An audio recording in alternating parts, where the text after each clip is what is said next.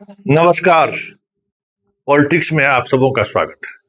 और आज हम पॉलिटिक्स में आज पूरे दिन के बिहार की उस पॉलिटिक्स की चर्चा करने जा रहे हैं जिस पॉलिटिक्स के सहारे ये समझा जा सकता है कि आगे आने वाले समय में बिहार की राजनीति में सुनामी आने वाला है। जी हाँ, दिन की शुरुआत आज फिर से निशांत पार्टी के पदाधिकारी, जिला अध्यक्ष, विधायकों के साथ बैठक से हुई और उस बैठक में निशांत को कॉन्फिडेंस देने की कोशिश हुई। कल आप जब पार्टी में आप शामिल होंगे तो आप ये जितने चेहरे आप देख रहे हैं वो सारे के सारे चेहरे आपके भरोसे हैं। पिता के नाम पर जो सियासत है, मतलब पिताजी ने जो बिहार का डेवलपमेंट किया है, उस डेवलपमेंट की जो सियासत है या फिर उस डेवलपमेंट को जारी रखने की जो जरूरत है वो अब आपके कंधे पर है। काफी इमोशनल ये बैठक हुई है और बैठक के बाद पहली बार मीडिया से संजय झा आमने सामने हुए हैं। क्या हुआ है, चर्चा इस पर भी होगी क्योंकि बहुत महत्वपूर्ण डेवलपमेंट है।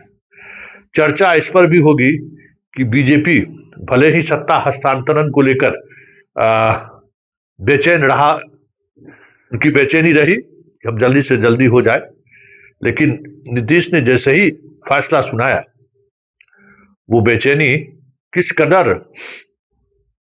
आने वाले राजनीति को लेकर बढ़ गई है वो गिरिराज सिंह के बयान से समझ सकते हैं।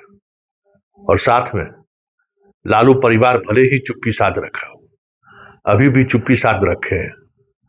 पता नहीं इससे बेहतर राजनीति करने का मौका दूसरा नहीं होगा। आज लालू होते तो लालू सीधे तौर पर कहते कि मैं नीतीश के साथ हूं, बिहार में फिरका परस्तों की सरकार बनने नहीं देंगे, नीतीश तुम्हारा भाई तुम्हारे साथ है। लेकिन वो स्वर कहीं से नहीं निकला। लेकिन राबड़ी ने भाभी की भूमिका निभाई थी और उसने जो कहा वो समझिए बिहार की राजनीति में भले राबड़ी की कोई आइडेंटिटी ना हो, लेकिन इस राबड़ी के इस बयान ने बिहार की राजनीति को एक अलग नैरेटिव से भी देखने की कोशिश शुरू हुई है। चलिए हम शुरुआत करते हैं। आज निशांत की ताजपोशी से पूर्व पार्टी के पदाधिकारियों के साथ सभी जिला अध्यक्षों को बुलाया गया था।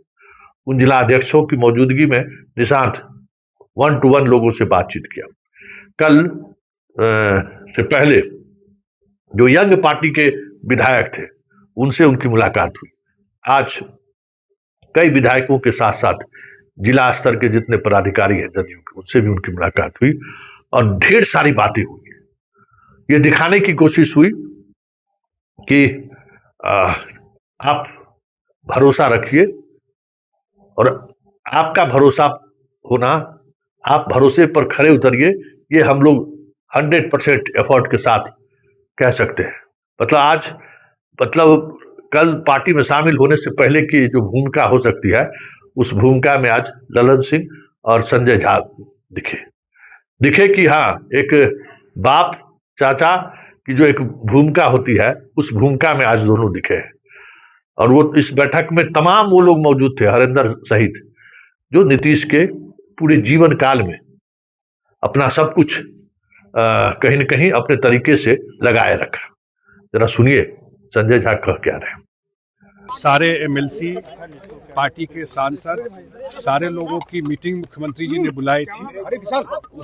उस मीटिंग में मुख्यमंत्री जी के सामने मैंने ही प्रस्ताव दिया था, क्योंकि पार्टी के बहुत सारे साथी जो पुराने समय से भी मुख्यमंत्री जी के साथ हैं या पार्टी के जो समर्थक हैं, शुभचिंतक हैं, पार्टी के नेता हैं, विधायक हैं, सब लोगों की इच्छा थी कि निशांत जी आके पार्टी में काम करें। तो कल मैंने ही प्रस्ताव दिया और सब लोगों ने उसका समर्थन किया। आज भी वो जिला अध्यक्ष जो हमारे जो नए जिला अध्यक्ष उनसे उनकी मीटिंग हुई है। कल वो 1 बजे पार्टी ज्वाइन करेंगे। पार्टी का ज्वाइन क्या करना है, पार्टी में तो है ही, वो फॉर्मली पार्टी का काम शुरू करेंगे। डिप्टी सीएम के पार्टी के जिला अध्यक्षों के साथ सरकार में सब बड़ी जिम्मेदारी है। मैं देखता हूँ कि एक सही बात है कि नीतीश जी की बनाई हुई पार्टी है, उनके 20 साल के काम का इतना बड़ा लेगेसी है, जो काम उन्होंने किया है और मुख्यमंत्री नीतीश कुमार जी, बहुत लोग को लगता है कि राज्यसभा जा रहे हैं। मुख्यमंत्री जी 25 से 30 तक जो सरकार चलेगी बिहार में, उसमें उन्हीं के मार्गदर्शन में बिहार की सरकार चलेगी। उन्होंने लिखा भी है और उन्होंने बोला भी है कल के बैठक में, उनके मार्गदर्शन में सरकार चलेगी। पार्टी का काम वो देखेंगे, पार्टी के राष्ट्रीय अध्यक्ष हैं, इस सरकार को गाइड करेंगे। जो सरकार चलेगी यहाँ पर, उनके लोग इस सरकार में रहेंगे और निशांत जी भी पार्टी का काम करेंगे और आने वाले समय में और जो जिम्मेवारी जो पार्टी उनको देगी वो काम करेंगे।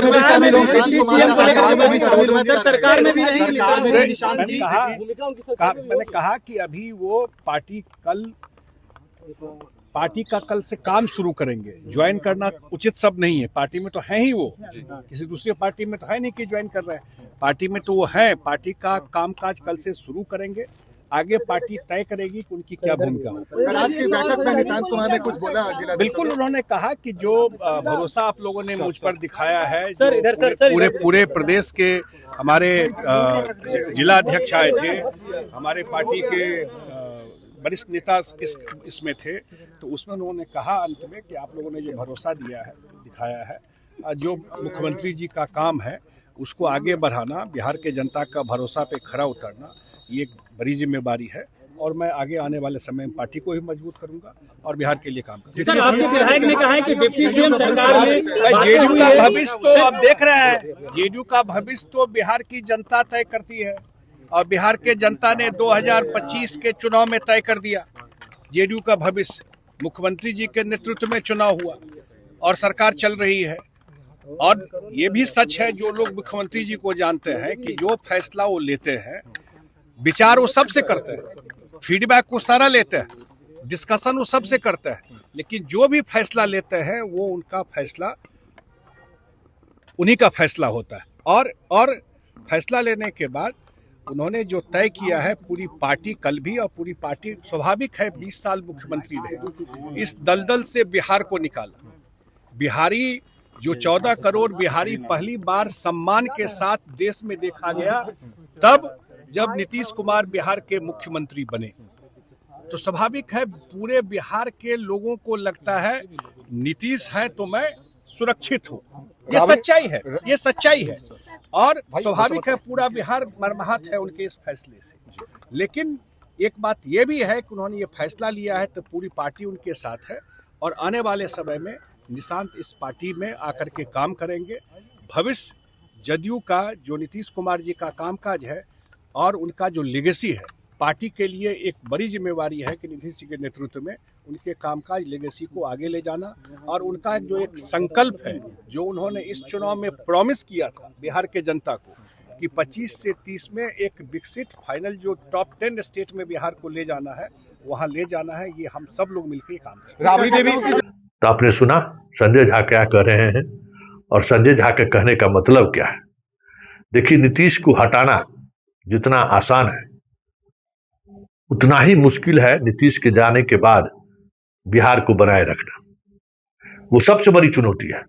नीतीश तो तनाव, दबाव से मुक्त होकर उन्होंने फैसला ले लिया, लेकिन अब कौन और जो आएगा वो क्या चाहेगा और क्या चाह रहा है, आप गिरिराज सिंह के इस बयान से समझ सकते हैं कि नीतीश के जाने का मतलब क्या है। और नीतीश अगर चले गए तो फिर बिहार के सियासत में लालू को रोकने के लिए उनके पास संसाधन क्या है, उनके पास कौन वो व्यक्ति है जो लालू को रोक सकता है। आज गिरिराज ने वो भी राजनीति का नैरेटिव, या यूं कहे कि वो सच को स्वीकार भी किया और उसकी औपचारिक घोषणा भी कर दी। सुनिए। देखिए,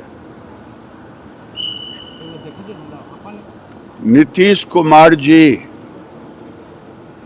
एक ऐसे राजनेता बिहार के रहे जिन्होंने केवल 2 दशक तक एक कुशलता के साथ बिहार के विकास को ऊपर ले जाने का काम किया। आज भी निर्णय लेते हैं नीतीश कुमार खुद और सही वक्त पे निर्णय लेते हैं। निशांत जी के लिए पूरा जो उनका वोट बैंक है, वो वोट बैंक की मांग है कि निशांत कुमार को अब राजनीति में आनी चाहिए। और मेरा मानना है कि यही समय है, सही समय है निशांत को सत्ता की राजनीति में आने का। सर, सरकार का गठन कब तक होने का उम्मीद है सर? जब नीतीश कुमार जी संतुष्टि के साथ चयन कर लेंगे कौन मुख्यमंत्री होगा, कौन मंत्रिमंडल में कौन पद पे होगा, ये टोटल जिम्मेदारी नीतीश कुमार के ऊपर है। तो आपने सुना, अब जरा राबड़ी के उस गुगली को भी सुनिए।